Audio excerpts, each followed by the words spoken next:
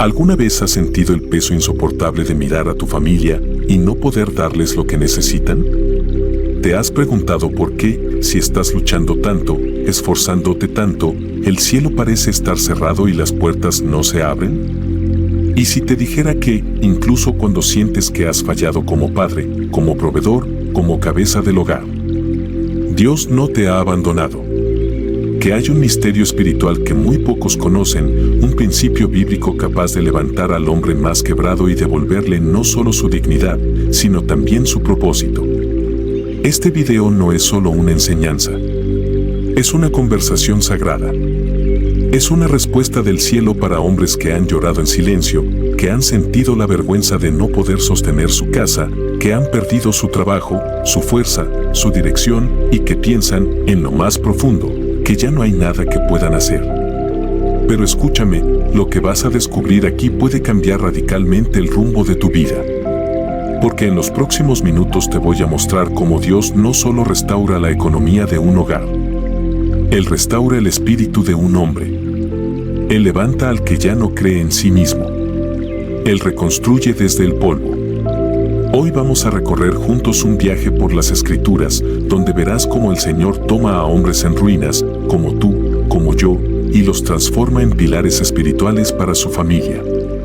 Te hablaré de secretos escondidos en la palabra que no solo te darán esperanza, sino herramientas. Este mensaje es para ti, padre cansado, esposo agotado, trabajador frustrado. No eres invisible para Dios. Él te está buscando. Pero cuidado, este video no es para quien solo busca motivación pasajera. Es para quien está dispuesto a enfrentar su dolor y entregarlo en las manos del Padre Celestial. Porque aquí no vamos a endulzar la realidad. Vamos a transformarla con la verdad del Evangelio. Hay un poder escondido que se activa cuando un hombre cae de rodillas ante Dios.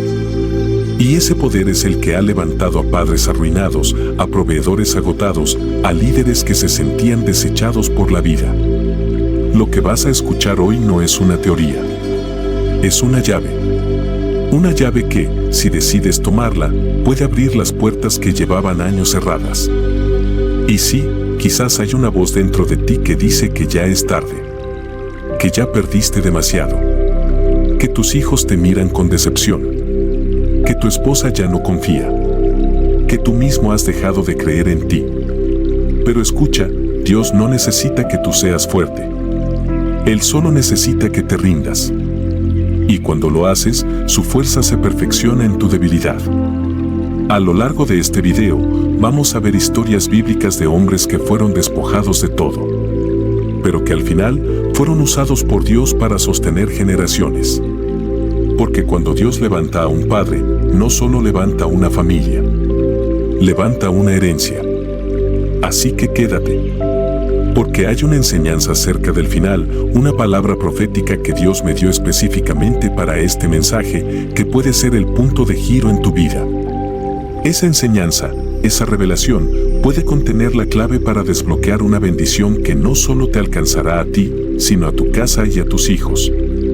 Ahora quiero invitarte a hacer algo importante. Quiero que escribas en los comentarios la frase, "Estoy con Cristo".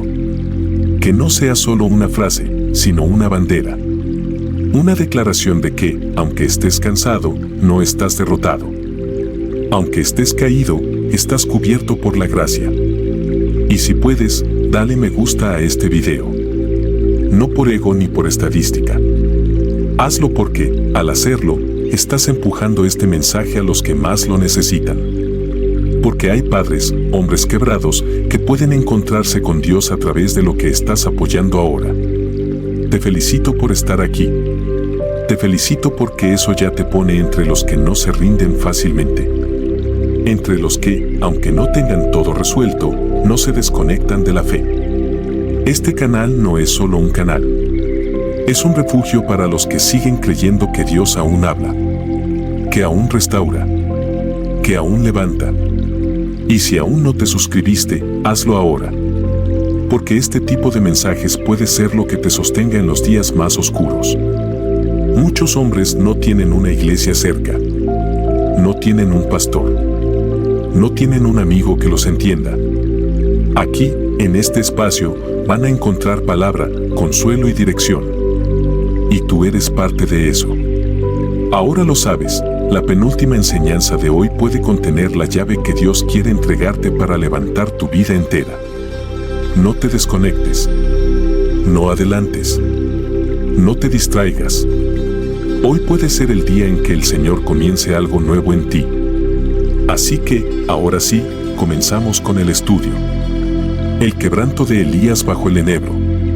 Pocos hombres en la historia bíblica llevaron sobre sus hombros tanto peso como el profeta Elías. Conocido por su fuego, su valentía, su fe inquebrantable frente a reyes corruptos y pueblos idólatras, Elías es recordado como uno de los grandes titanes de la fe. Sin embargo, hubo un momento en su vida en que fue completamente desmoronado. Un episodio oscuro, íntimo, que muestra que incluso los más fuertes caen. Y que cuando un hombre se siente incapaz de seguir proveyendo, guiando, liderando, Dios no lo desecha. Lo restaura. Elías había vivido uno de los momentos más gloriosos de su ministerio, la confrontación en el Monte Carmelo, donde desafió a los profetas de Baal y Acera. Allí, frente a todo el pueblo de Israel, clamó al Dios verdadero y el fuego del cielo descendió sobre su sacrificio. Fue una victoria contundente, una humillación total de la idolatría. El pueblo cayó rostro en tierra. Elías había hecho lo que parecía imposible, mostrar que Jehová es Dios. Y sin embargo, fue justo después de esta victoria que Elías se quebró. Jezabel, la reina perversa, juró matarlo. Y el hombre que había enfrentado a multitudes con valentía, huyó. Solo. Asustado. Exhausto. Fue entonces cuando llegó al desierto. Se sentó bajo un enebro y dijo una de las frases más dolorosas que puede salir del alma de un hombre: basta ya, oh Jehová, quítame la vida, pues no soy mejor que mis padres. 1 Reyes 19:4. ¿Qué había ocurrido? ¿Cómo es posible que el mismo hombre que había visto fuego del cielo, que había hecho llover después de 3 años de sequía, que había sido alimentado por cuervos y viudas, ahora deseara morir? Elías estaba agotado. No solo físicamente. Estaba cansado del peso emocional, de la carga espiritual, del sentimiento de fracaso. Sentía que no podía más. Y, en el fondo, sentía que no había logrado cambiar nada. Aquí está el corazón de muchos padres. Hombres que, aunque han luchado, han trabajado, han dado lo mejor de sí, llegan a un punto de agotamiento donde sienten que no es suficiente. Que su esfuerzo no ha dado fruto. Que sus oraciones no han sido escuchadas. Que sus hijos no los entienden. Que su esposa está distante. Que su trabajo no alcanza. Y, en silencio, desean rendirse. Elías representa al hombre que ya no tiene más palabras. Que ya no tiene fuerzas. Que ya no sabe cómo levantarse. Y, sin embargo, es en ese momento de ruina emocional donde Dios actúa. El texto dice que, después de orar para morir, Elías se quedó dormido. Y mientras dormía, un ángel lo tocó y le dijo: levántate y come. Cuando abrió los ojos, vio una torta cocida sobre las brasas y una vasija de agua. Comió, bebió y volvió a dormirse. Una segunda vez, el ángel lo tocó y le dijo: levántate y come, porque largo camino te resta. Aquí hay una revelación poderosa. Dios no reprendió a Elías. No lo acusó de falta de fe. No lo avergonzó por su cansancio. No le exigió resultados. Lo alimentó. Lo cuidó. Lo dejó descansar. Y luego, lo preparó para seguir. Esto nos enseña que cuando un hombre llega al límite, Dios no lo descarta. Lo toca. Lo provee. Lo fortalece. Hay padres que sienten que su papel como proveedores ha terminado. Porque no tienen dinero. Porque han perdido su trabajo. Porque no pueden dar a su familia lo que ellos mismos soñaron. Pero Dios le mostró a Elías y nos muestra a nosotros que la verdadera provisión no comienza en lo externo, sino en lo interno. El pan que Elías comió no fue solo alimento para el cuerpo. Fue una señal de que aún no era su final. que aún había camino por recorrer, que aún quedaban propósitos por cumplir. El padre que se siente inútil porque no puede comprar, porque no puede pagar, porque no puede sostener económicamente, necesita oír esto: tu familia no solo necesita tus manos, necesita tu presencia, tu alma sana, tu espíritu firme. Y eso no se compra, se recibe de lo alto.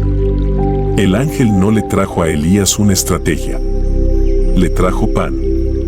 Porque antes de hablarle, Dios quería sanarlo, quería tocarlo, quería hacerle saber que seguía siendo valioso, incluso cuando estaba tirado bajo el árbol. La provisión de Dios comienza con amor, no con juicio. Después de ese alimento, Elías caminó 40 días hasta el monte Horeb. Allí se refugió en una cueva. Y entonces Dios le habló, pero no en el viento recio, ni en el terremoto, ni en el fuego. Le habló en un silbo apacible, en un susurro. Esto es esencial para entender cómo Dios restaura a un hombre. Dios no siempre llega con explosiones ni milagros visibles. A veces, su voz es tenue, introspectiva, profunda. Llega cuando todo está en silencio, cuando el ruido del mundo se detiene, cuando el hombre agotado se rinde y solo puede escuchar. Fue allí donde Elías derramó su corazón. Le dijo a Dios que se sentía solo, que todos los demás habían fallado, que él había hecho todo lo que pudo, pero ya no tenía más. Y fue entonces cuando Dios le respondió con una combinación de verdad y esperanza. Primero, lo corrigió con suavidad: aún me he reservado 7,000 que no han doblado rodilla ante Baal. En otras palabras, Elías no estaba tan solo como pensaba. Su percepción, nublada por el cansancio, lo había hecho creer que todo estaba perdido. Pero no era así. Siempre hay más de lo que vemos. Luego, Dios le dio una nueva tarea: ungir reyes, ungir a Eliseo como profeta. Es decir, le devolvió propósito. Le recordó que su vida no había terminado, que aún era útil, que aún había destino en su caminar. Esto es lo que muchos hombres necesitan oír: que aún hay propósito, que aunque el mundo mida el valor de un hombre por su éxito financiero, Dios lo mide por su capacidad de levantarse y escuchar su voz. Que aunque la sociedad castigue al que fracasa, el cielo se acerca a él con pan, descanso y dirección. Elías se levantó de la cueva, no con una nueva estrategia, sino con una palabra. Y esa palabra fue suficiente para transformar su espíritu. Así también sucede contigo. Cuando te rindes en el lugar secreto, cuando lloras como Elías bajo tu propio enebro, cuando sientes que no puedes más, no es el final. Es el lugar donde Dios puede empezar de nuevo, donde el ruido se apaga y su voz te susurra lo que viene. Dios no levantó a Elías con dinero, ni con fama, ni con una solución instantánea. Lo levantó con cuidado, con pan, con silencio y con propósito. Porque un padre restaurado en su alma puede volver a levantar a su familia, incluso si no tiene todo lo material resuelto. Porque cuando un hombre vuelve a escuchar la voz de Dios, su hogar se alinea. No por magia, sino porque lo espiritual ordena lo natural. Y así, el profeta que quería morir, se convirtió nuevamente en un instrumento de esperanza. Porque entendió que ser proveedor no es solo dar. Es estar. Es guiar. Es interceder. Es sostener. Es caminar, aún con pasos cansados, en dirección a la voluntad de Dios. Y eso, más que cualquier salario, es lo que sostiene un hogar. Un hombre que, aunque caído, vuelve a levantarse con la fuerza del cielo. Un hombre que, como Elías, se alimenta del pan que solo los ángeles traen. Y desde ahí, vuelve a caminar. Porque aún hay largo camino por recorrer. 2. La multiplicación de la viuda en tiempos de escasez. Hay momentos en la vida en los que todo lo que tenemos en las manos parece insignificante. Donde la cuenta bancaria está vacía, la alacena parece un desierto y el corazón, cansado de tantas luchas, comienza a creer que ya no hay salida. Es en esos momentos cuando muchos padres miran lo poco que tienen, sienten el peso de su familia y se preguntan, ¿cómo voy a sostener esto? ¿Cómo voy a alimentar, vestir, cuidar, si no tengo con qué? La historia de la viuda de Sarepta, narrada en 1 Reyes 17, es una historia de provisión. Pero no de cualquier provisión. Es una historia que comienza en el límite, en la desesperación absoluta, en un contexto de sequía nacional y hambre generalizada. Y es allí donde Dios decide hacer un milagro, a través de lo poco. A través de alguien que no tenía fuerza, ni prestigio, ni recursos. Alguien como muchos de nosotros. Elías, el mismo profeta que acabamos de ver en su momento de quebranto, es enviado por Dios a Sarepta. El Señor le dice que allí encontrará a una viuda que lo sustentará. Pero cuando llega, lo que encuentra es otra escena de profunda escasez, una mujer recogiendo unos pocos leños para cocinar su última comida. Ella misma se lo dice, solo tengo un puñado de harina en la tinaja y un poco de aceite en una vasija.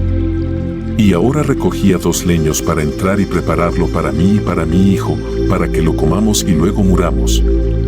Esta confesión es desgarradora. Es la voz de alguien que ya no espera nada, que ya no cree que el mañana tenga sentido. Una madre que se prepara para su última acción como proveedora. Y sin embargo, Dios la ve. Y en medio de esa ruina, le pide algo que humanamente suena ilógico, que alimente primero al profeta. Aquí está el misterio.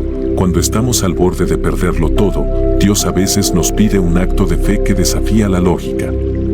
No para probarnos sin propósito, sino para darnos acceso a una provisión sobrenatural que no depende del sistema, del salario, ni de los recursos humanos.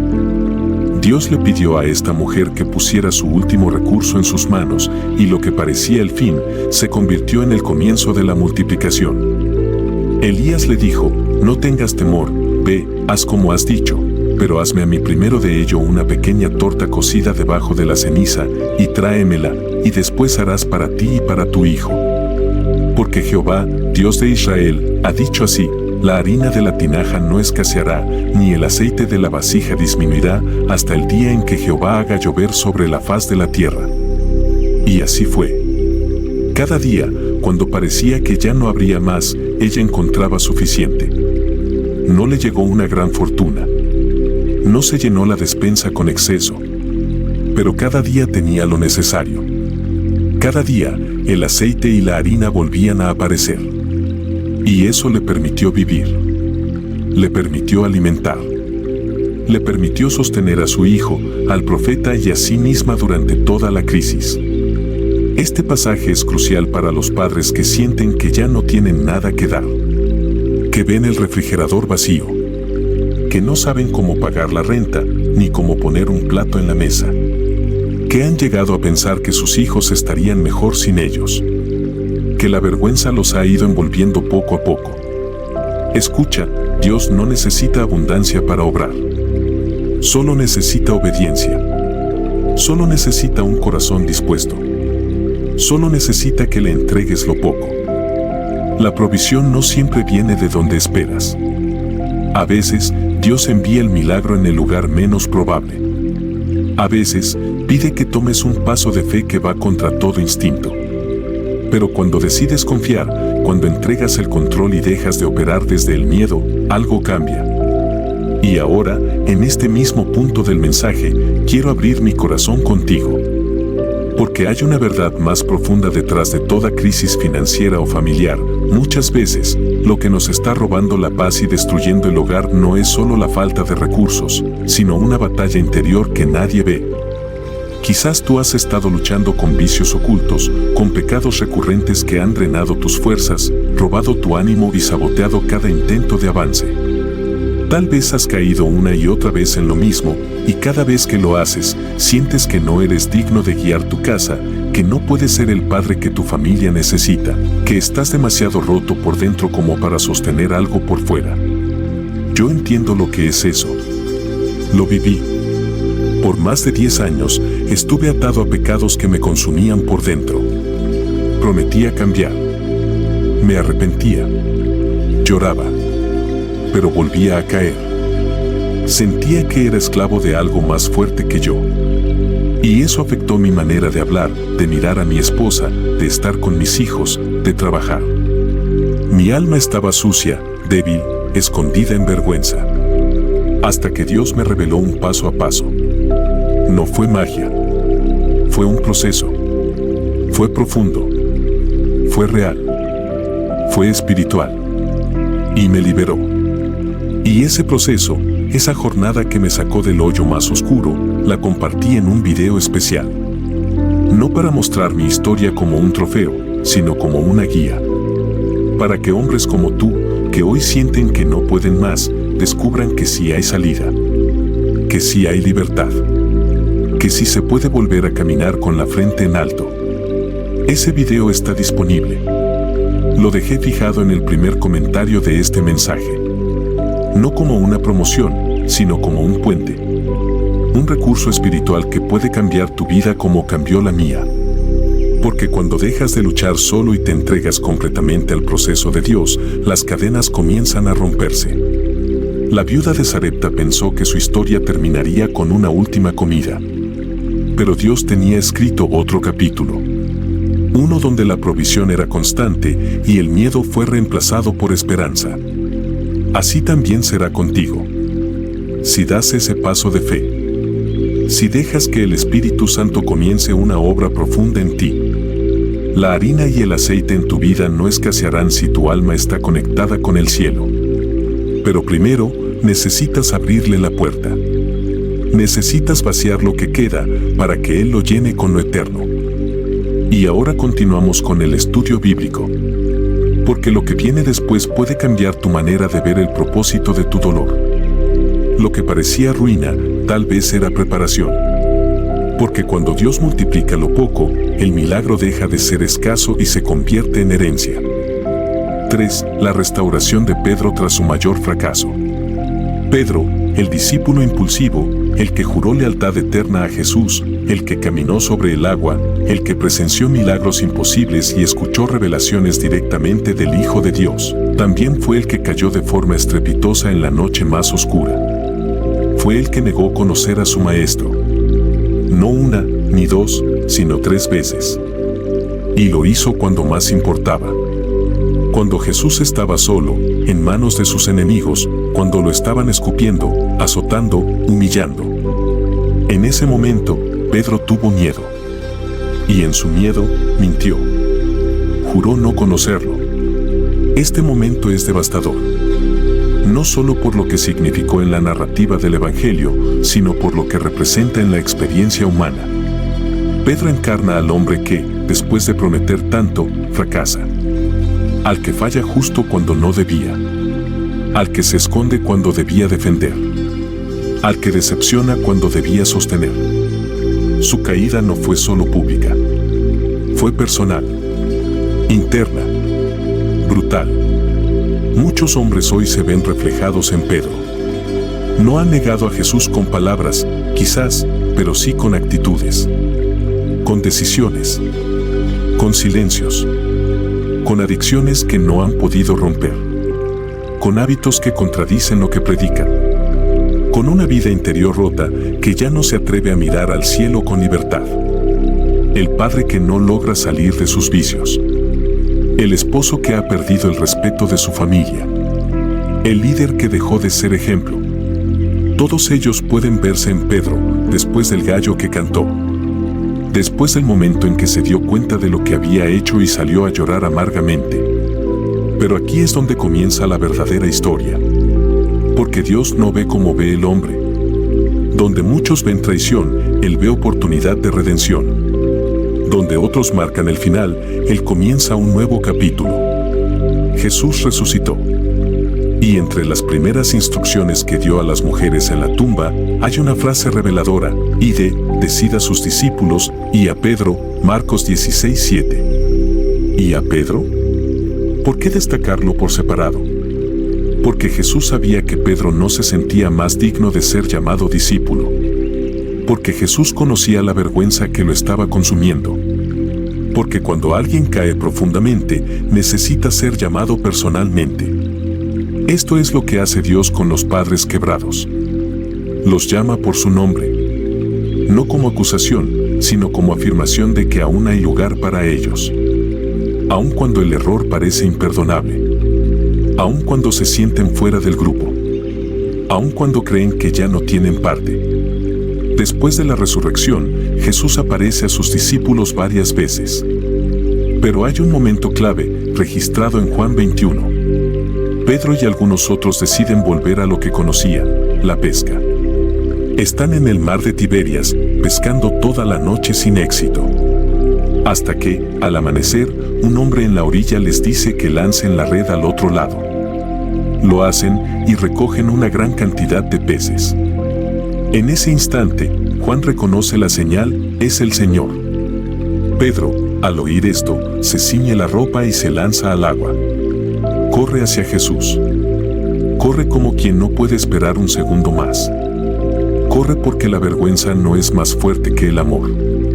Porque, a pesar de su culpa, algo en su interior aún arde por reencontrarse con Él. Jesús los espera con pan y pescado sobre las brasas. Les sirve. Los alimenta. No hay reproches. No hay sermones. Solo presencia.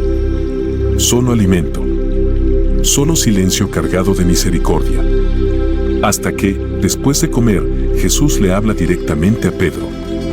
Pero no lo llama por el nombre que le dio, Pedro, roca, sino por su nombre de nacimiento, Simón, hijo de Jonás, ¿me amas más que estos? 3 veces hace la pregunta. Y 3 veces Pedro responde, con humildad, con temor, con arrepentimiento, Señor, tú sabes que te amo. Y en cada ocasión, Jesús le encomienda una tarea, apacienta mis corderos. Pastorea mis ovejas. Este es el corazón del Evangelio para el que ha caído. Dios no te restaura solo para consolarte. Te restaura para comisionarte. No te levanta solo para sanar tu vergüenza. Te levanta para confiarte algo sagrado. No te dice te perdono solamente. Te dice, aún puedo usarte. Pedro no fue degradado. Fue reafirmado. No volvió al punto de partida. Avanzó hacia su llamado. Porque la restauración de Dios no es solo volver al lugar anterior. Es ser transformado por completo para avanzar hacia lo que aún no se ha vivido. El hombre que había negado se convirtió en el predicador del primer gran sermón de la iglesia. El que se había escondido se volvió intrépido. El que se había deshecho en llanto ahora hablaba con poder. Porque eso es lo que hace el perdón verdadero, no solo limpia el pasado, también empodera el presente. Muchos padres se sienten indignos de guiar. Creen que sus errores los han descalificado, que sus fallos los han hecho perder la autoridad moral, que no pueden volver a enseñar, a liderar, a bendecir a sus hijos. Pero Jesús le dijo a Pedro, apacienta mis ovejas. En otras palabras, te vuelvo a confiar lo más valioso. No hay error que Dios no pueda redimir si el corazón está dispuesto. No hay caída que lo deje indiferente. No hay noche tan oscura que no pueda ser seguida por un amanecer de fuego. Pedro lo vivió. Y tú también puedes vivirlo. Porque la restauración no depende de lo mucho que hiciste mal, sino de lo dispuesto que estás a volver al fuego. A mirar al Maestro a los ojos. A escuchar su voz. A responder con verdad, aunque sea una verdad frágil. Tú sabes que te amo. Eso basta. Porque Jesús no busca discursos perfectos. Busca corazones sinceros. El que un día caminó sobre las aguas y luego se hundió, también fue el que más tarde caminó sobre la tierra con autoridad. Porque entre la caída y la restauración hubo pan, hubo brasas, hubo gracia. Y eso es lo que Dios tiene para ti. La paternidad, el liderazgo, el rol de proveedor, no se sostiene solo con fuerza humana. Se sostiene con restauración divina. Y cada vez que caes, puedes volver al fuego. Volver al mar. Volver a escuchar la pregunta, ¿me amas? Porque ese es el punto de partida de todo. Y si tu respuesta es sincera, aunque temblorosa, entonces prepárate. Porque Jesús te dirá lo mismo, apacienta mis ovejas. Cuida a los tuyos. Vuelve a ser vos. vuelve a ser guía. Vuelve a ser faro. Porque aún no es el final. Apenas estás comenzando. 4. La provisión milagrosa en el desierto, el maná y el agua en la roca. Cuando hablamos de provisión, lo primero que nos viene a la mente muchas veces son los resultados visibles, el trabajo estable, el salario suficiente, la comida en la mesa, las cuentas al día. Pero Dios, a lo largo de toda la historia bíblica, ha demostrado una y otra vez que su manera de proveer no siempre responde a la lógica humana ni a las estructuras visibles. De hecho, muchas de las provisiones más extraordinarias ocurrieron en escenarios donde no había nada. Absolutamente nada. Solo desierto, cansancio, sed y un pueblo que no sabía cómo seguir adelante. Israel había salido de Egipto con manos milagrosas. Habían visto al mar abrirse, habían cruzado en seco, habían cantado del otro lado con júbilo y danza. Pero pronto se encontraron con una realidad que no sabían manejar, el desierto. Y en ese entorno hostil, su fe comenzó a tambalearse. No porque no creyeran en Dios, sino porque no comprendían su método. No entendían cómo aquel que los había liberado podía ahora permitirles tener hambre, sed y calor. No comprendían por qué seguir a Dios no los libraba de la necesidad. Y allí comenzó la queja. El hombre en crisis muchas veces se parece a Israel en el desierto. Seo de una gran prueba. Tiene una experiencia con Dios. Ve su mano actuar. Pero después, en la rutina, en la escasez, en el silencio de lo cotidiano, la fe se vuelve débil. Y lo que era alabanza se convierte en murmuro. Lo que era confianza se transforma en ansiedad. Pero fue precisamente allí donde Dios decidió enseñarles el tipo de proveedor que Él es. Primero, el maná. En Éxodo 16, el pueblo clama por comida y Dios responde con pan del cielo. Literalmente. Cada mañana, al levantarse, encontraban sobre el suelo una sustancia blanca, fina, como escarcha, que podían recoger, moler y cocinar. Era dulce, como miel. Y venía con instrucciones precisas, recoger solo lo necesario para ese día. No más. Si alguien intentaba guardar para el día siguiente, se corrompía, se llenaba de gusanos. Excepto el día sexto, donde debían recoger el doble, porque el día séptimo sería de descanso. Este detalle no es menor. Dios no solo les dio alimento, les dio una lección espiritual. Les enseñó a confiar. Les enseñó dependencia diaria. Les mostró que su provisión no era acumulativa, sino relacional. Que no podían vivir del ayer ni controlar el mañana. Tenían que salir cada día con las manos vacías y confiar en que el cielo volvería a enviar lo necesario. Este principio es revolucionario para el padre que vive angustiado por el futuro, que siente que nunca es suficiente, que vive planificando, calculando, temiendo. Dios no niega la importancia de ser diligente, pero enseña que el alma del proveedor no debe estar en la ansiedad, sino en la dependencia. El maná no enseñó autosuficiencia, enseñó confianza diaria. El segundo milagro ocurrió poco después. Esta vez, el pueblo tenía sed. Y no era una sed ligera. Era una necesidad urgente. Estaban en Refidim, sin agua, con niños, ancianos, animales. La presión era intensa. Y otra vez, el pueblo se volvió contra Moisés. Pero Dios tenía preparada una respuesta sobrenatural. Le dijo a Moisés que tomara la vara con la que había golpeado el Nilo y que golpeara la roca en Horeb. Moisés obedeció y de la roca brotó agua en abundancia. Agua en el desierto. Vida donde solo había sequedad. Flujo en lo que parecía imposible. La imagen de la roca es profunda. En el Nuevo Testamento, Pablo diría que la roca era Cristo, 1 Corintios 10:4. Es decir, que aquella provisión física era un símbolo de una realidad espiritual, que el agua viva solo puede fluir de la obediencia a la voz de Dios y de la comunión con Cristo, nuestra fuente. Muchos hombres hoy viven en el desierto. Un desierto no de arena, sino de alma. No tienen gozo, no tienen dirección. están secos por dentro. Y buscan provisión en todas partes, en más trabajo, en más esfuerzo, en más dinero, en más control. Pero la provisión del desierto no vino de un sistema. Vino de una roca. De algo que, a simple vista, no debería dar agua. De un lugar inusual, imprevisto. Así también obra Dios. A veces, la respuesta no viene del lugar esperado. Viene de donde nadie más está mirando. Y cuando lo obedeces, cuando golpeas la roca que Él te indica, el milagro ocurre. Pero hay algo más profundo aún. En ambos milagros, el del maná y el del agua, la constante no es solo la necesidad del pueblo, sino el carácter de Dios. Él nunca los desamparó. A pesar de la queja, a pesar del descontento, a pesar del corazón endurecido, su fidelidad fue mayor que su rebeldía. Su amor fue más fuerte que su frustración. Y esa es la noticia más poderosa para el Padre que hoy siente que no merece nada. Dios no provee porque somos perfectos. Provee porque es Padre. No envía pan porque lo merecemos.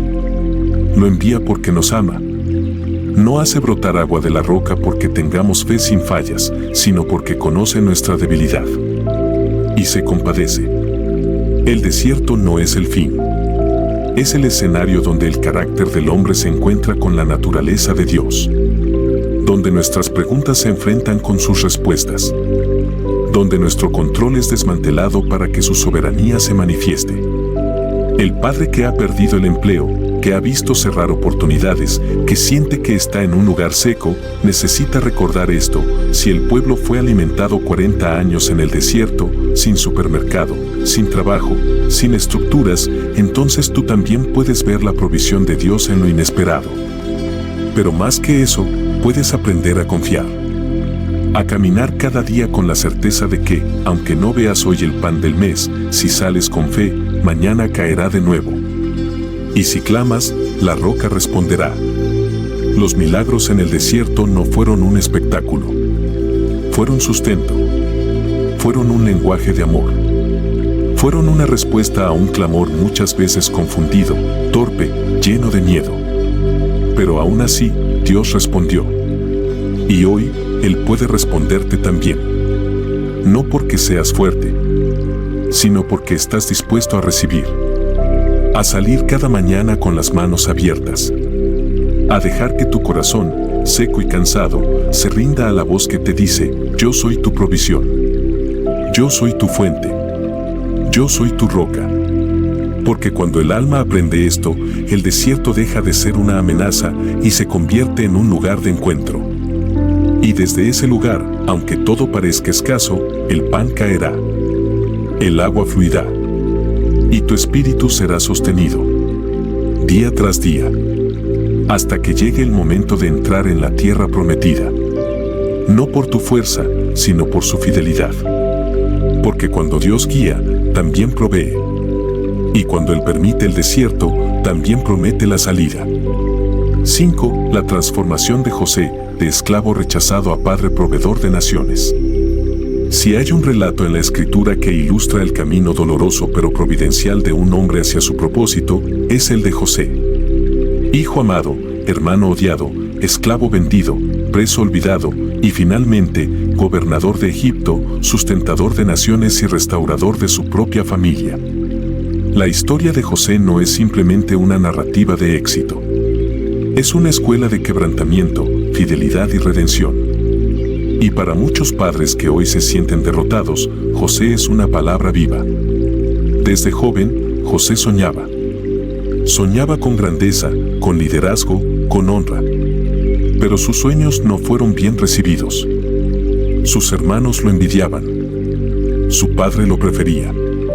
Y en medio de esa tensión familiar, fue arrojado a un pozo y luego vendido como mercancía. Su túnica de colores, símbolo de estima, fue manchada con sangre y presentada como evidencia de una supuesta tragedia. Pero la verdadera tragedia era el corazón de quienes lo traicionaron. Muchos padres, aunque en otras circunstancias, saben lo que es ser rechazados. Saben lo que es ser heridos por los más cercanos. Saben lo que es sentirse olvidados, dejados a un lado, reemplazados. José, vendido por sus hermanos, se convirtió en propiedad ajena en un país extraño. Fue despojado de su nombre, de sus derechos, de su historia, pero no de su integridad. En casa de Potifar, donde fue vendido como esclavo, José trabajó con excelencia. No se dejó consumir por el dolor. No permitió que su herida gobernara su actitud. Fue fiel, diligente, confiable. Y Dios estaba con él, a tal punto que Potifar le confió toda su casa. Pero incluso en ese lugar de confianza, fue traicionado otra vez. La esposa de Potifar lo deseó, lo acosó y al no lograrlo, lo acusó falsamente. José fue encarcelado. Aquí vemos un principio poderoso. A veces, hacer lo correcto no evita el sufrimiento inmediato. Ser justo no siempre trae recompensas inmediatas. De hecho, puede traerte más dolor. Pero en el reino de Dios, la obediencia nunca es en vano. Cada decisión santa es una semilla. Aunque no la veas germinar de inmediato, crecerá. En la prisión, José no se hundió. Allí también fue fiel. Allí también administró, sirvió, interpretó sueños. Allí también brilló en la oscuridad. Y aunque fue olvidado por quienes prometieron recordarlo, Dios no lo olvidó. Cuando el tiempo fue perfecto, Faraón soñó. Y en ese momento, alguien recordó que había un hebreo en la cárcel que sabía interpretar los sueños. En cuestión de horas, José pasó del calabozo al palacio. Años de anonimato, dolor y silencio culminaron en un momento de propósito. Su interpretación fue tan precisa, su estrategia tan sabia, que Faraón lo nombró segundo en el reino. De esclavo a gobernador. De olvidado a exaltado. De herido a instrumento de salvación. Pero el punto más hermoso de la historia no es su ascenso político. Es lo que hizo con ese poder. Durante los años de hambre, José no se limitó a administrar cereales. Se convirtió en fuente de vida. Su liderazgo salvó a miles. Y entre los miles estaban sus propios hermanos. Aquellos que lo vendieron. Aquellos que lo hirieron. Cuando se presentó ante ellos, José tenía el poder de vengarse. Pero no lo hizo. Lloró. Se quebró. Los abrazó. Y les dijo una frase que resuena a través de los siglos: vosotros pensasteis mal contra mí, mas Dios lo encaminó a bien. Génesis 50 horas y 20 minutos. Este pasaje es fundamental para todo hombre que ha pasado por procesos de traición, injusticia y dolor. Porque en el reino, el sufrimiento nunca es estéril. Dios no causa el mal, pero lo redime. No quiere la traición, pero la transforma. No celebra el abandono, pero lo usa. José entendió algo profundo, que sus años de esclavitud y prisión no lo habían destruido, sino preparado. Que todo lo que parecía una pérdida, era una escuela. Que su sufrimiento no fue un castigo, sino una plataforma. Y así es también con muchos padres que hoy están en silencio, trabajando duro, luchando con deudas, con heridas del pasado, con familias divididas, con esperanzas rotas. El camino ha sido largo. A veces injusto. A veces solitario. Pero Dios ha estado presente en cada estación. Observando, enseñando, formando carácter. José no solo fue un gobernador. Fue un proveedor.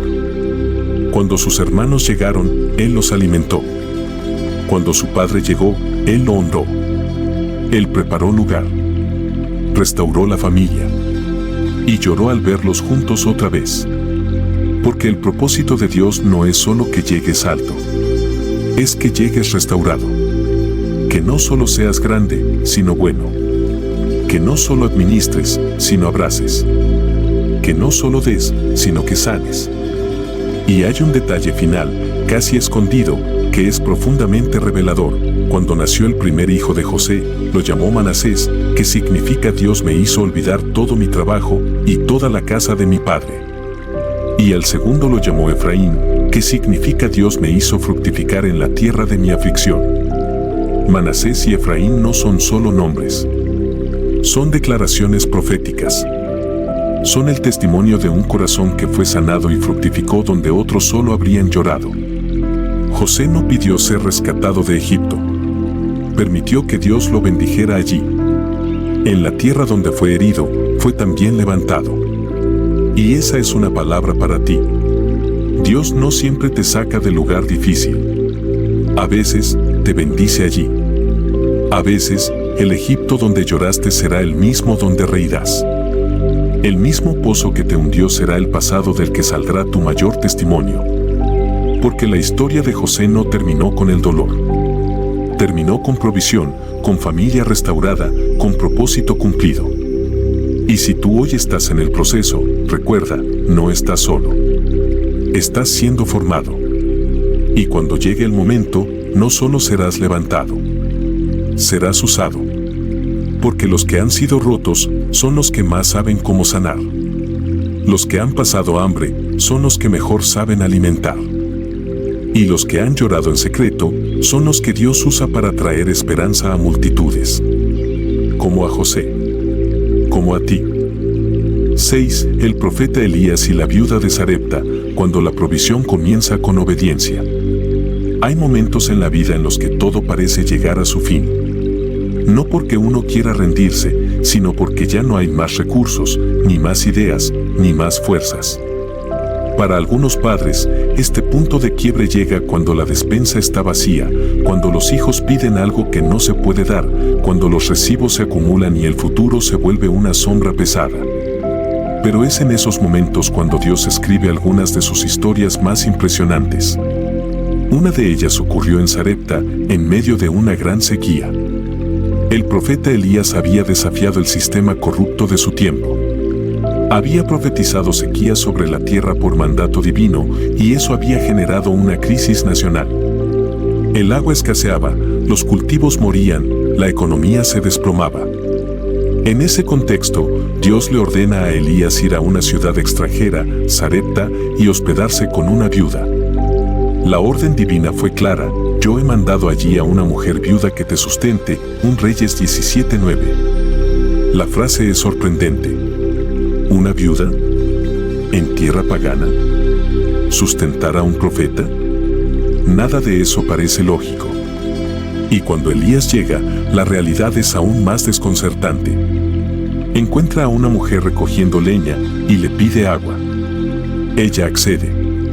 Pero cuando le pide pan, ella revela su situación con una frase estremecedora: vive Jehová tu Dios, que no tengo pan cocido, solamente un puñado de harina en la tinaja y un poco de aceite en una vasija, y ahora recogía 2 leños para entrar y prepararlo para mí y para mi hijo, para que lo comamos y nos dejemos morir. V12. Aquí estamos ante un cuadro dramático: una madre viuda, sola, sin recursos, al borde de la muerte, con un hijo pequeño.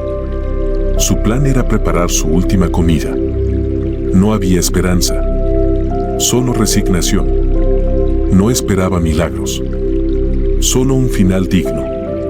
Sin embargo, en ese preciso momento, Dios introduce una interrupción. Elías le responde algo que a primera vista puede parecer insensible: no tengas temor, ve, haz como has dicho, pero hazme a mí primero de ello una pequeña torta cocida debajo de la ceniza y tráemela, y después harás para ti y para tu hijo. V13. Hazme a mí primero. Esa frase, en boca de cualquier otro, sonaría abusiva. Pero Elías hablaba en nombre de Dios. Y esa petición escondía una promesa, porque Jehová Dios de Israel ha dicho así: la harina de la tinaja no escaseará, ni el aceite de la vasija disminuirá, hasta el día en que Jehová haga llover sobre la faz de la tierra. V14. La mujer tuvo que tomar una decisión en medio de la contradicción: obedecer una voz que prometía algo que nunca antes había visto, o seguir su lógica y consumir lo poco que le quedaba sin esperanza de más. Y eligió obedecer. Ese acto de fe fue el inicio de un milagro diario. Cada mañana, al ir a la tinaja, había harina. Cada vez que necesitaba aceite, lo encontraba. No fue una provisión gigantesca, sino continua, constante, milagrosa en su cotidianidad. Dios no llenó una bodega, llenó una promesa. Y cada día, la promesa se renovaba. Este relato contiene lecciones profundas para el padre que no sabe cómo alimentar a sus hijos, que ve los estantes vacíos, que hace cuentas y no cierran, que siente que no puede más. Dios no espera que tengas una reserva abundante. Espera que tengas un corazón dispuesto. Porque cuando la obediencia precede al milagro, el cielo se abre. Elías representa aquí la voz profética, la dirección divina. Y Dios, en su soberanía, eligió a una viuda pobre para sostener a un profeta. ¿Por qué? Porque la gloria del milagro no recae en la abundancia del que da, sino en la obediencia del que confía. Muchos creen que solo los fuertes pueden dar, que solo los que tienen pueden compartir. Pero en el reino, el dar no depende de cuánto posees, sino de cuánto crees. La viuda no fue usada por su abundancia, sino por su disposición. Y hay algo más, el milagro no solo sustentó al profeta, sino que salvó la vida de la viuda y de su hijo. Porque cuando obedecemos, no solo bendecimos a otros, también abrimos la puerta para nuestra propia restauración. No sabemos cuántos días duró ese suministro, pero sí sabemos que no faltó, que cada día fue suficiente, que nunca hubo exceso, pero tampoco carencia. Y eso enseña otro principio: Dios no siempre da más de lo necesario, pero nunca da menos. El padre angustiado necesita aprender esta verdad. La provisión de Dios no siempre será lujosa, pero siempre será fiel. Tal vez no veas riquezas, pero verás fidelidad. Tal vez no acumules, pero no faltará. El mismo Dios que alimentó a Israel en el desierto y que envió cuervos a Elías, usó una viuda extranjera para revelar que su poder no tiene fronteras ni depende de condiciones sociales. Más adelante en el relato, el hijo de la viuda enferma y muere. Y ella culpa a Elías, pensando que su presencia había traído juicio. Pero Elías lleva al niño al aposento alto, clama al Señor, y Dios devuelve la vida al muchacho. No solo hubo provisión física, hubo resurrección, restauración completa, vida donde había muerte. Y ese es el sello final de la intervención divina: no solo da lo que necesitas, sino que restaura lo que parecía perdido. Para muchos padres, la muerte no es literal. Es emocional, espiritual, relacional. Hijos que se han alejado. Esposas que han perdido la fe en ellos. Propósitos enterrados. Voces internas que les dicen que ya no hay futuro. Pero en Sarepta aprendemos que cuando Dios interviene, aún no muerto puede volver a vivir. Dios eligió lo débil para mostrar su fuerza, lo poco para manifestar su abundancia, lo quebrado para revelar su gloria. Y esa sigue siendo su forma de actuar. No necesitas ser perfecto, solo obediente. No necesitas tener mucho, solo creer. No necesitas ver todo el plan, solo dar el primer paso. Como la viuda, como Elías, como tantos otros que descubrieron que el cielo se mueve cuando el corazón confía. Y cuando eso sucede, lo que parecía el final se convierte en el comienzo de una nueva historia. Una historia donde la tinaja nunca se vacía, donde el aceite nunca falta, donde la promesa es más real que la circunstancia. Y donde Dios, silenciosa pero fielmente, sigue siendo el proveedor de sus hijos. Día tras día, mano tras mano, milagro tras milagro, hasta que la lluvia vuelva a caer. 7. El milagro de los panes y los peces, cuando lo poco en tus manos se multiplica en las manos de Dios. Había una multitud reunida. Eran 5,000 hombres, sin contar mujeres y niños. Venían de aldeas lejanas, de caminos polvorientos, atraídos por las enseñanzas y milagros de un hombre que hablaba como nadie más. Jesús los había sanado, consolado, enseñado. Pero ahora caía la tarde y la necesidad más básica se hacía presente: tenían hambre. El día había sido largo y no había comida suficiente. Los discípulos, preocupados, se acercan a Jesús y le proponen una solución lógica: despedir a la multitud para que cada uno busque alimento por su cuenta. Pero Jesús, como tantas veces, responde con una invitación desconcertante: dadles vosotros de comer. Una frase sencilla, pero profundamente confrontadora. ¿Cómo alimentar a miles con las manos vacías? ¿Cómo dar cuando no se tiene? ¿Cómo sostener a tantos cuando uno mismo está limitado? Los discípulos, abrumados, revisan lo que tienen. Solo 5 panes y 2 peces. Un almuerzo pequeño de un niño generoso. No es nada en comparación con la necesidad. Pero Jesús lo toma. Manda sentar a la gente en grupos. Alza los ojos al cielo. Bendice el alimento. Y empieza a repartir. Lo que sigue es uno de los milagros más conocidos del Evangelio. Todos comen. Todos quedan saciados. Y sobran 12 cestas llenas de pedazos. Este pasaje es una enseñanza profunda sobre la provisión, la fe y la acción divina en medio de la escasez. Y para cualquier padre que hoy siente que lo que tiene no alcanza, que sus recursos son pocos, que su fuerza no es suficiente, esta historia es un bálsamo para el alma. Primero, notemos algo esencial: Jesús no hizo llover pan del cielo en ese momento. No envió ángeles. No ordenó que aparecieran tiendas en medio del campo. Usó lo que había. Lo que parecía insignificante. Lo que un niño traía en sus manos. Esto nos habla de un principio fundamental: Dios no necesita que tengamos mucho. Solo necesita que pongamos en sus manos lo que tenemos. Porque lo que en nuestras manos parece escaso, en sus manos se multiplica. Muchos padres luchan con una sensación de insuficiencia. No solo financiera, sino emocional y espiritual. Se preguntan si están haciendo lo suficiente. Si aman lo suficiente. Si guían lo suficiente. Si sus esfuerzos tienen impacto. Y a veces sienten que no son más que esos 5 panes y 2 peces, pequeños, limitados, incapaces de sostener a los suyos. Pero en este relato, el milagro no empezó con abundancia. Empezó con entrega. El niño pudo haber guardado su comida. Pudo haber dicho que no era suficiente. Pero la dio. Y esa decisión lo convirtió en parte de una historia eterna. Cuando un padre entrega sus días, sus palabras, sus abrazos, sus oraciones, aunque parezcan pequeñas cosas, Dios las toma, las bendice, las reparte y las multiplica. Y un día, el padre se da cuenta de que ha alimentado a muchos más de lo que jamás imaginó. Hay otro detalle crucial en esta historia: la organización. Jesús no permitió el caos. No actuó con desespero. Mandó sentar a la gente. Separó por grupos. Creó estructura. Porque la multiplicación no es desordenada. Dios bendice lo que está dispuesto a recibir con orden, con fe, con disposición. Eso enseña algo importante: la bendición requiere preparación. No se trata solo de esperar un milagro, sino de disponer el corazón y la vida para recibirlo.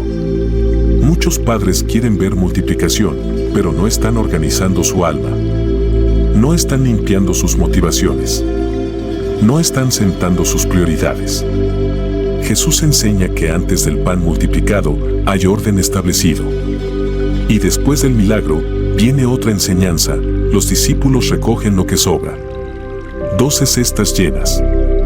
¿Por qué hacerlo? ¿Acaso el mismo Jesús que multiplicó el pan no podía desechar lo restante? Sí. Pero quiso enseñar que la abundancia no es licencia para el desperdicio. Que todo lo que Él da tiene valor. Que lo que hoy sobra, mañana puede alimentar a otros. Para los padres que están en escasez, esto también es clave: muchas veces Dios ya ha dado. Pero no hemos aprendido a recoger. No hemos valorado lo que sobra. Hemos menospreciado las pequeñas bendiciones. Y en eso, perdemos parte de la multiplicación. Esta historia también habla de compasión. Jesús no actuó porque alguien le rogó. No esperó que se quejaran. Él vio la necesidad. Él supo que estaban cansados. Él anticipó su dolor. Y respondió con milagro. Eso nos dice que Dios conoce nuestras necesidades antes de que las expresemos. Que no somos invisibles para Él. que aunque no hayamos dicho una palabra, Él ya vio nuestro cansancio, nuestra hambre, nuestro vacío, y está dispuesto a llenar. Pero el milagro requiere entrega, acción, fe. Alguien tiene que poner lo poco que tiene. Alguien tiene que confiar. Alguien tiene que dar ese paso inicial.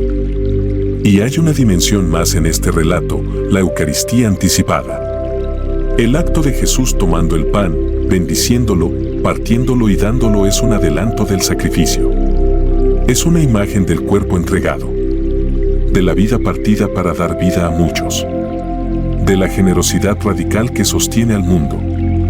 Así, cada padre que entrega su vida día tras día, que se parte en 1000 para sus hijos, que se vacía para sostener su hogar, está imitando a Cristo. Está reflejando el amor que da sin medida. Y aunque el mundo no lo vea, el cielo lo honra. Porque en el reino, el que sirve es el más grande. El que da es el que tiene. El que pierde es el que gana. Y el que se entrega es el que multiplica. Jesús no necesitaba ese pan. Podía hacer llover maná otra vez. Pero eligió usar lo pequeño, para que todos supieran que en el reino nada se desperdicia, que todo acto de amor cuenta, que toda entrega, por mínima que parezca, tiene un eco eterno. Y esa es la esperanza para el padre cansado, que aunque no veas el fruto inmediato, aunque tus hijos aún no lo entiendan, aunque el mundo no lo reconozca, lo que haces cada día está siendo multiplicado. Lo verás en la mirada de tu hijo, en la paz de tu casa, en las generaciones futuras. Porque cuando das lo poco en obediencia, Dios hace lo mucho en abundancia. Y al final, lo que parecía una multitud imposible de alimentar, termina saciada. Y tú, que te sentías pequeño, descubres que fuiste parte del milagro. Que Dios te usó. Que tu pan valía. Que tu entrega alimentó. Que tu vida fue semilla. Y entonces, entiendes, nunca fue sobre cuánto tenías. Siempre fue sobre a quién se lo diste. Porque en las manos correctas, hasta lo más pequeño se vuelve eterno. 8. La pesca milagrosa, cuando la obediencia abre las puertas del sustento. Había amanecido sobre el mar de Galilea. El aire estaba quieto, pero en la orilla se respiraba frustración.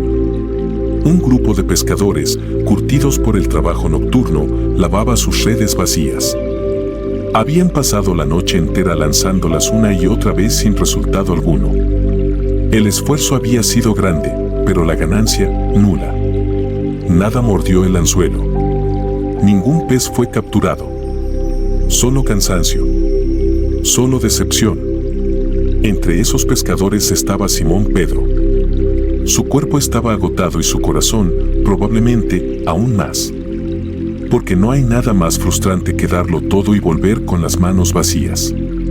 Sobre todo cuando tienes una familia que alimentar. Cuando de tu trabajo depende el pan de otros.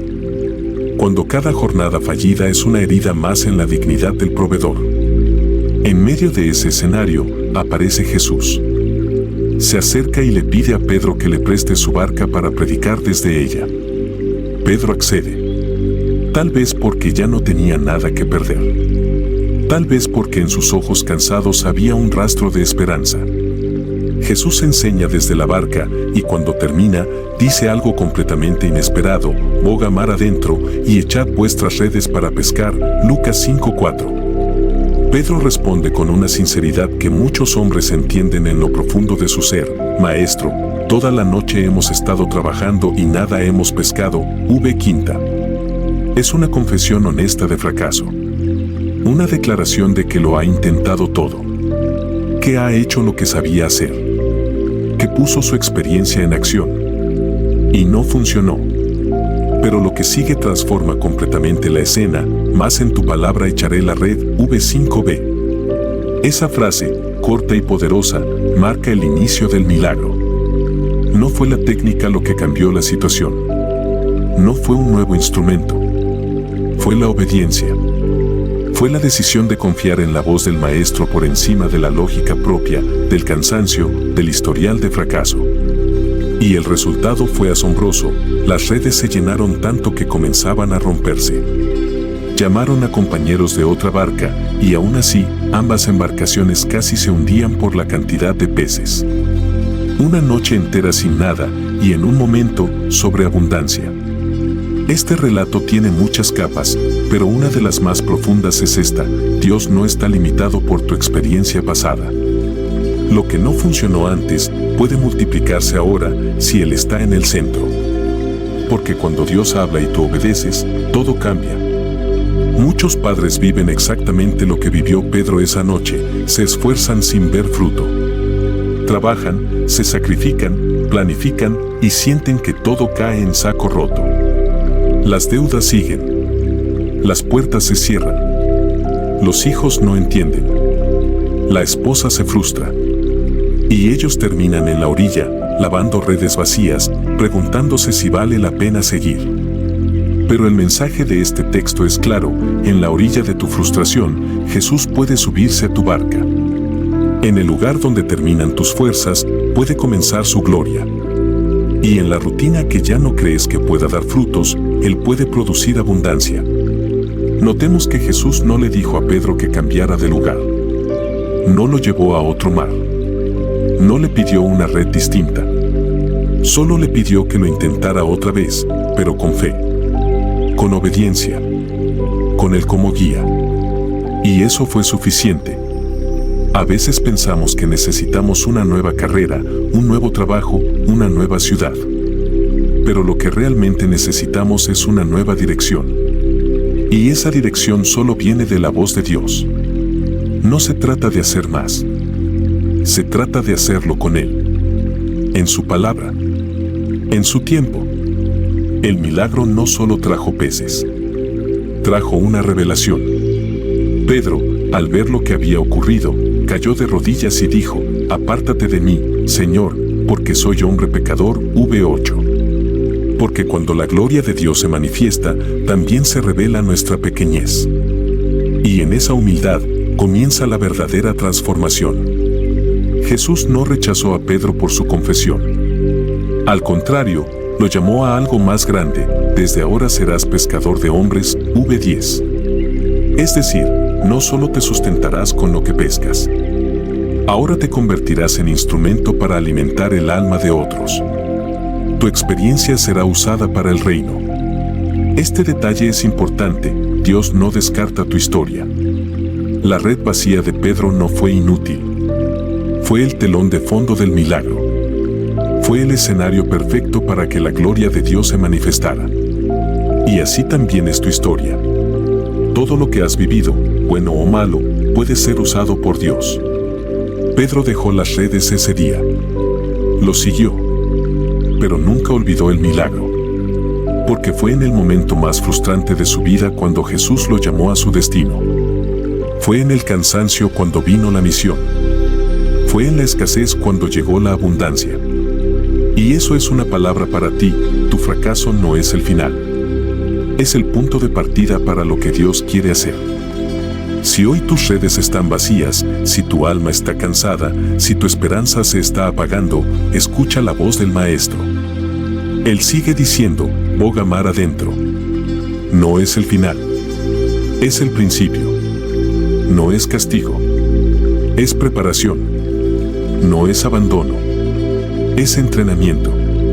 Y cuando te atrevas a obedecer, aún sin entender, aún sin ganas, aún con temor, verás lo que Pedro vio: que cuando Él habla, las redes se llenan. Que donde no había nada, aparece todo. Que lo que parecía inútil, se vuelve fructífero. La pesca milagrosa no solo es una historia de peces. Es una historia de fe, de confianza, de redención. Es la historia de un hombre que se sintió fracasado y terminó liderando un movimiento que cambió el mundo. Y tú también puedes ver ese giro. No porque seas perfecto, sino porque decides confiar. Porque, como Pedro, dices: Señor, no entiendo, pero en tu palabra echaré la red. Y eso es suficiente para que el cielo se abra, para que las aguas produzcan, para que la escasez se convierta en testimonio. porque cuando Jesús se sube a tu barca, no hay red vacía que Él no pueda llenar. 9. José en Egipto, cuando el proveedor fue formado en el fuego del quebranto. Había una vez un joven llamado José, el hijo favorito de su padre, Jacob. Desde su juventud, José había recibido sueños de parte de Dios que le mostraban una posición de liderazgo, de honra, de provisión. Pero lo que José no sabía era que, antes de llegar al trono, tendría que pasar por el foso, la esclavitud y la prisión. Él no lo imaginaba, pero Dios no solo le daría provisión en abundancia, sino que lo transformaría en el proveedor de naciones. Y ese llamado, ese destino, requería un proceso profundo. José fue traicionado por sus propios hermanos, vendido como esclavo, despojado de todo lo que conocía. Llegó a Egipto como propiedad de otros, sin recursos, sin familia, sin derechos. Para muchos, su historia habría terminado ahí. Para muchos padres que están escuchando esto, la esclavitud de José puede reflejar sus propias ataduras, deudas, humillaciones, fracasos, trabajos donde se sienten como siervos sin voz. Pero la historia de José no se define por su comienzo, ni por su caída, sino por el propósito de Dios que nunca lo abandonó, aunque a veces parecía oculto. En casa de Potifar, José demostró integridad y diligencia. Aunque no tenía nada, trabajaba como si todo dependiera de él. Aunque había sido despojado, mantenía su fidelidad a Dios. Y aunque fue falsamente acusado y encarcelado, no dejó que la amargura contaminara su alma. La prisión fue su siguiente estación. A ojos humanos, un paso más en la degradación. Pero para Dios, un paso más en la formación. Allí, José interpretó sueños. Allí, Dios lo preparó para interpretar no solo visiones, sino también estrategias. Porque el proveedor no es solo alguien que tiene recursos, sino alguien que sabe qué hacer con ellos. Y fue desde esa prisión que Dios lo llamó al palacio. De un día para otro, José pasó de reo a gobernador. Faraón lo puso al frente de todo Egipto. Pero no fue el azar. Fue la fidelidad. Fue la obediencia. Fue el carácter formado en el quebranto. Dios le mostró a José que vendrían 7 años de abundancia seguidos por 7 años de escasez. Y le dio la sabiduría para administrar el grano, para almacenar en los tiempos de mucho, para repartir en los tiempos de necesidad. Así, cuando la hambruna llegó, Egipto tenía pan. Y no solo Egipto. Desde otras tierras venían en busca de alimento. Incluso su propia familia. Aquí es donde la historia se torna aún más poderosa. Años después, sus hermanos, los mismos que lo vendieron, llegaron a Egipto buscando comida. No sabían que el proveedor era su propio hermano. No sabían que el que estaba al mando era aquel a quien rechazaron. Pero Dios había redimido todo. Cada lágrima, cada noche oscura, cada injusticia. Todo se había convertido en parte del plan. José, en vez de vengarse, lloró. Y luego dijo una de las frases más profundas de toda la Escritura: vosotros pensasteis mal contra mí, mas Dios lo encaminó a bien, para hacer lo que vemos hoy, y para mantener en vida a mucho pueblo. Génesis 50 horas y 20 minutos. Eso es lo que Dios hace con aquellos a quienes llama a proveer, los pasa por el dolor, para que desarrollen compasión. Los hace pasar por necesidad, para que no menosprecien a quien tiene poco. Los permite atravesar la injusticia, para que aprendan a gobernar con misericordia. La historia de José es el testimonio vivo de que no importa cuán bajo hayas caído, si tu corazón permanece con Dios, Él puede levantarte para cumplir un propósito que va más allá de ti mismo. Muchos padres hoy están en medio de su propia prisión. No física, tal vez, pero sí emocional. Sienten que han sido traicionados, que sus sueños están enterrados, que ya es tarde. Pero la historia de José grita lo contrario: Dios no olvida sus promesas. Dios no desecha a los que caen. Dios no deja a sus hijos en el pozo. La clave está en no dejar de creer, en seguir siendo íntegro aun cuando nadie te ve, en seguir sirviendo aun cuando no recibes reconocimiento. Porque cada paso, cada lágrima, Cada injusticia, Dios la convierte en semilla para el futuro. José no se convirtió en proveedor cuando se sentó en el trono. Lo fue cuando, en la oscuridad, eligió el perdón. Cuando, en la esclavitud, eligió la excelencia. Cuando, en la injusticia, eligió confiar. Esos fueron los verdaderos actos que lo convirtieron en el hombre que alimentaría a naciones enteras. Y tú, padre que estás escuchando, tal vez te sientas lejos de ese ideal. Tal vez pienses que tu historia ya está manchada, que has cometido errores, que has caído demasiadas veces. Pero si mantienes tu corazón delante de Dios, si decides levantarte, si eliges caminar con Él, aún puedes convertirte en el proveedor que tu familia necesita. Dios no necesita perfección. Necesita disposición. No busca grandes títulos. Busca corazones fieles. No elige a los que lo tienen todo, sino a los que se entregan por completo.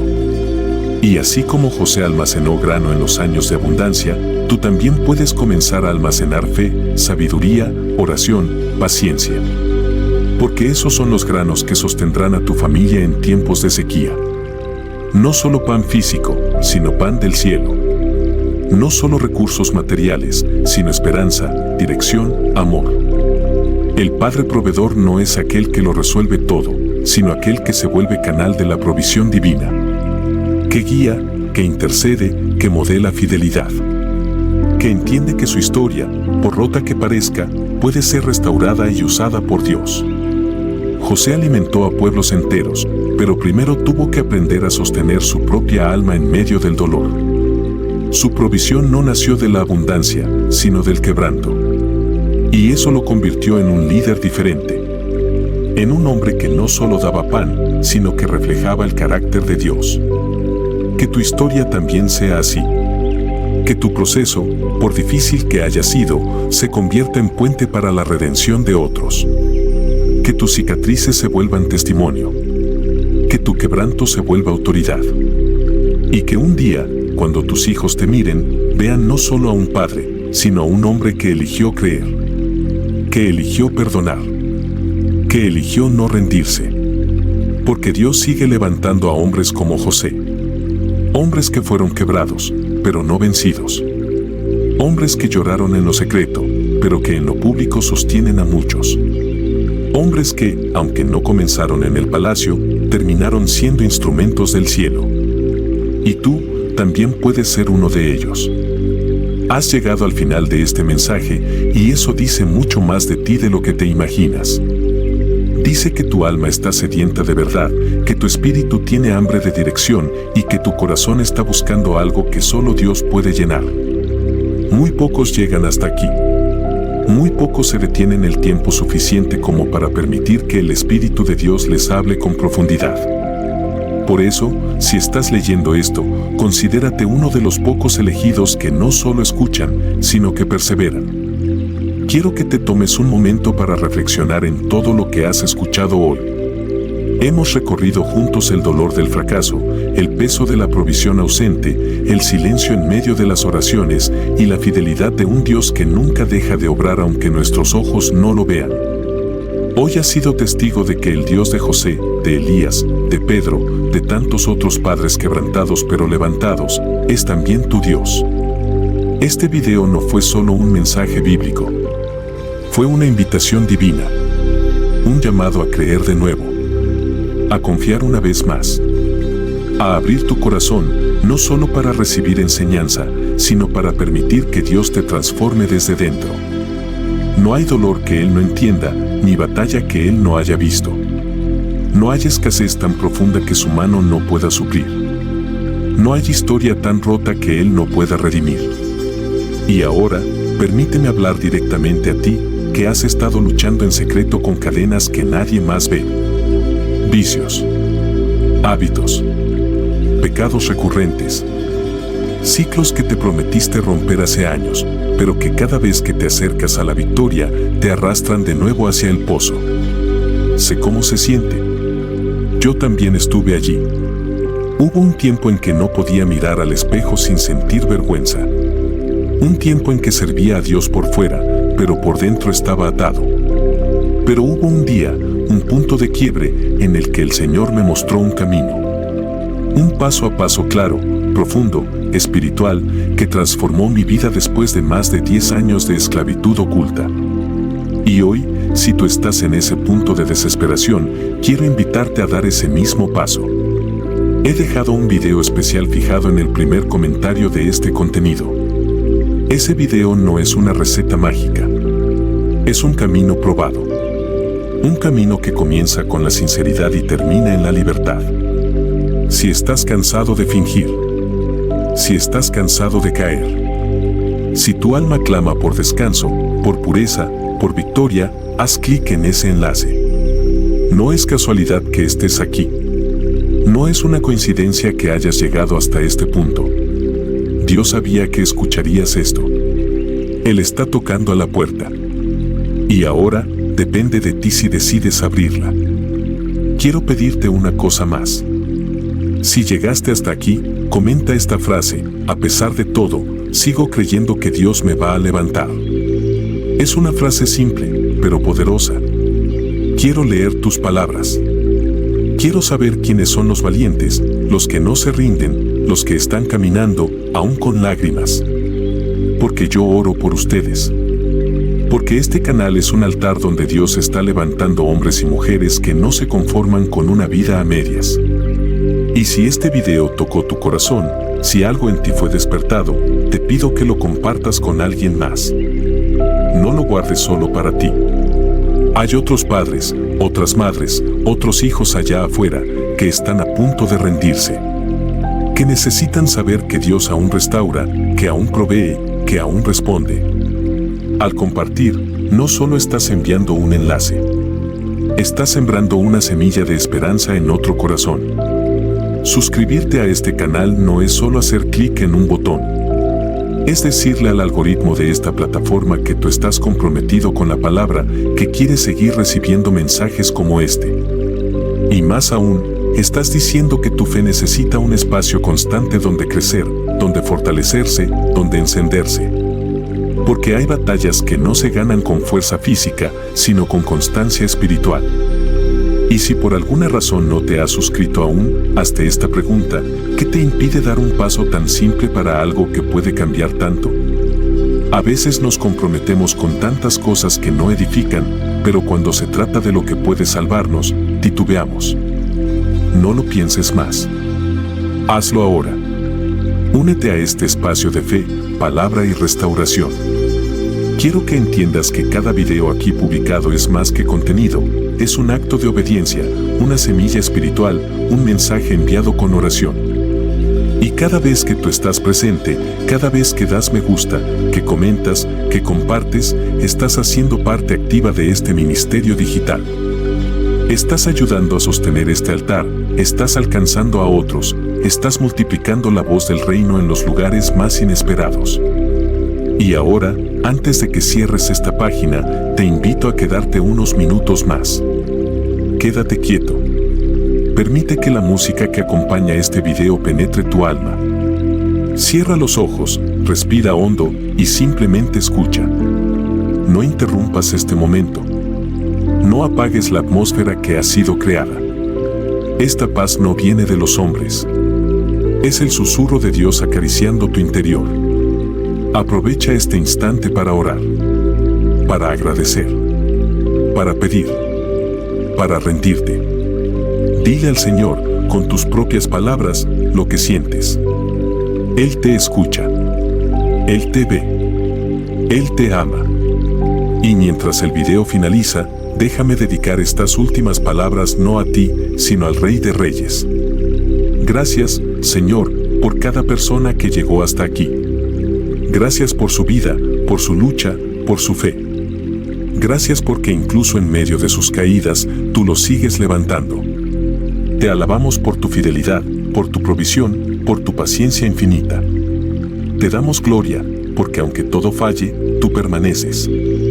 Que cada alma que escuchó este mensaje sea tocada, sanada, restaurada. Y que jamás, jamás vuelvan a dudar de que tú estás con ellos. Amén. Quédate unos segundos más. No interrumpas la obra que el Espíritu está haciendo. Y cuando termines, levántate en fe. Porque algo dentro de ti ya ha comenzado a cambiar.